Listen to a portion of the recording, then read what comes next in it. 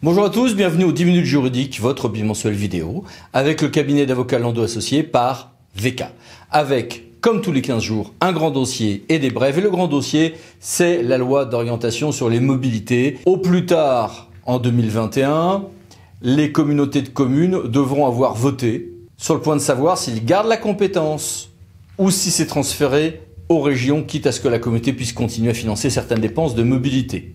Cette compétence est plus qu'autrefois modulable. Il y aura une modulation possible du taux de versement mobilité par intercommunalité à l'échelle d'un syndicat mixte compétent et un renforcement du rôle des régions qui passeront des contrats opérationnels de mobilité avec les AOM, y compris sur des questions de garde aux voyageurs, mais sans ressources dédiées pour les régions. Un assouplissement sur la notion de bassin de mobilité et un respect des périmètres intercommunaux. Un rapport de compatibilité entre le plan de mobilité et le PCAET et des nouvelles règles sur les nouvelles mobilités. Sur tout ceci, 3 questions à Monsieur Mathieu Lériteau, DGS d'Aglopolis. Tout d'abord, Monsieur le DGS, merci d'être avec nous. Et première question, quelles sont vos satisfactions et déceptions sur cette future, justement, loi d'orientation sur les mobilités? La première satisfaction, c'est la modernisation des mobilités, puisque la LOTI était très bien écrite, très pratique, mais elle avait quand même vieilli. Deuxième satisfaction, c'est que c'est l'usager qui est remis en premier, avec effectivement tout ce qui est autour de la donnée, de la multimodalité, qui va permettre une meilleure qualité de service.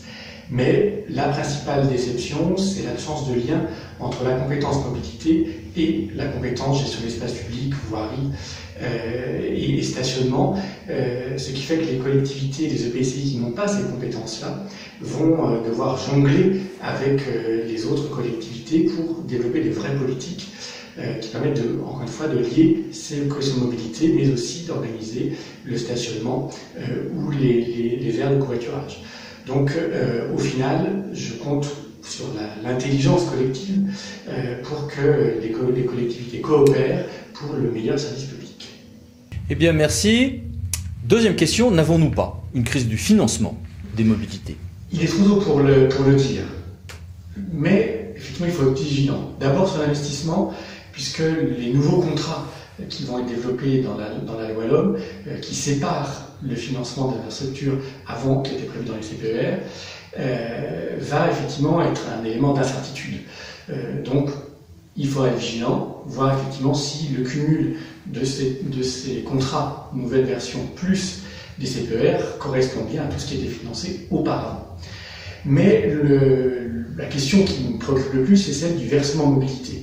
Aujourd'hui, le versement transport est très décrié, il est basé sur la masse salariale, il est inégal d'une collectivité à l'autre, il n'y a pas de péréquation, mais il n'en reste pas que c'est l'élément central du fonctionnement de nos services. Donc s'il devait évoluer, il faudrait être très vigilant sur les pérennités financières pour les collectivités au quotidien. Merci. Troisième question.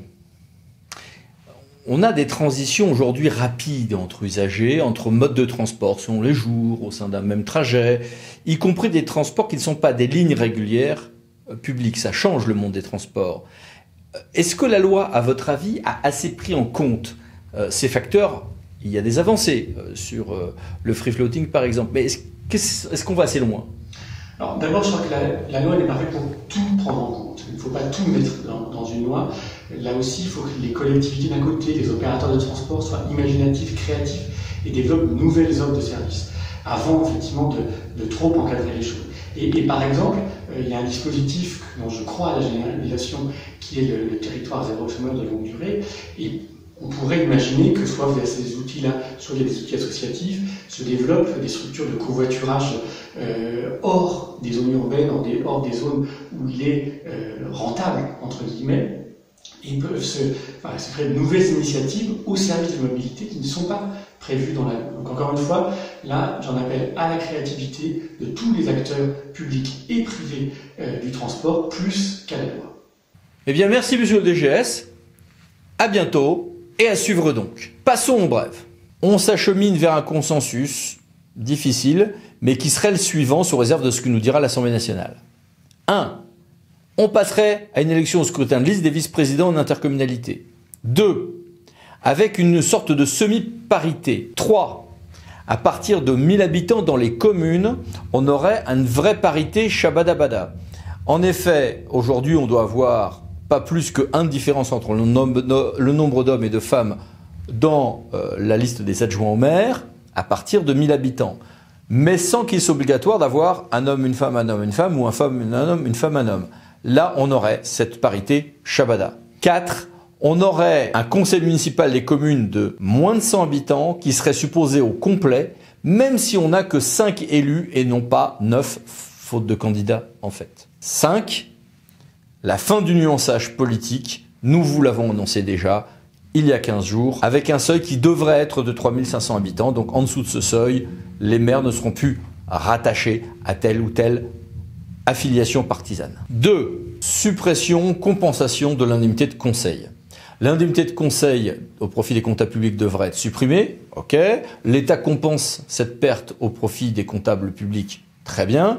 Sauf que l'AMF a révélé que il y avait un petit tour de passe-passe car les communes se verraient amputées dans leur dotation de la somme que l'État verserait en compensation à ses comptables. 3. Décrochage de portraits. Il y a ce mode de protestation, cette mode consistant à décrocher des portraits pour des raisons de contestation environnementale. Bon, on a vu que le tribunal correctionnel de Lyon a estimé que ce n'était pas en soi une infraction, ou plus précisément qu'il y avait un état de nécessité.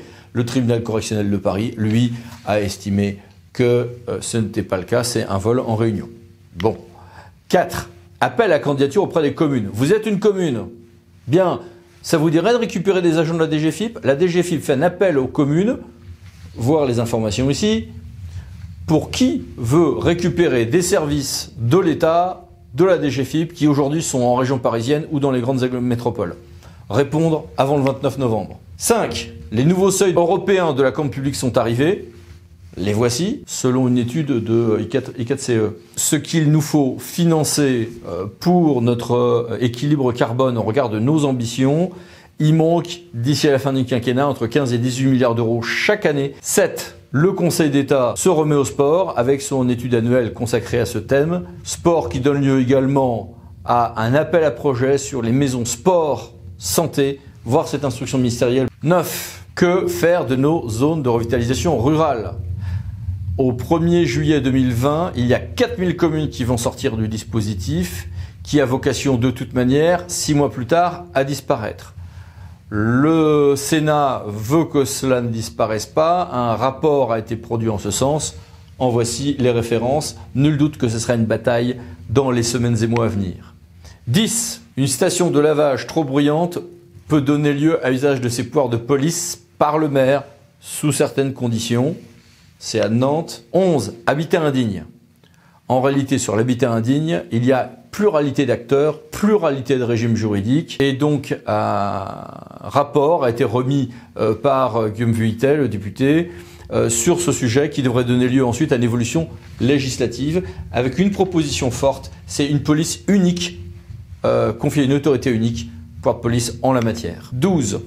Le Conseil d'État nous a apporté des précisions très intéressantes, très importantes sur ce qu'il doit y avoir dans un règlement de consultation en marché public. Conseil d'État, 20 septembre 2019. 13. Sur l'intercommunalité, les débats au Sénat sur le projet de loi engagement et proximité ont été très houleux, plutôt dans le sens d'un détricotage.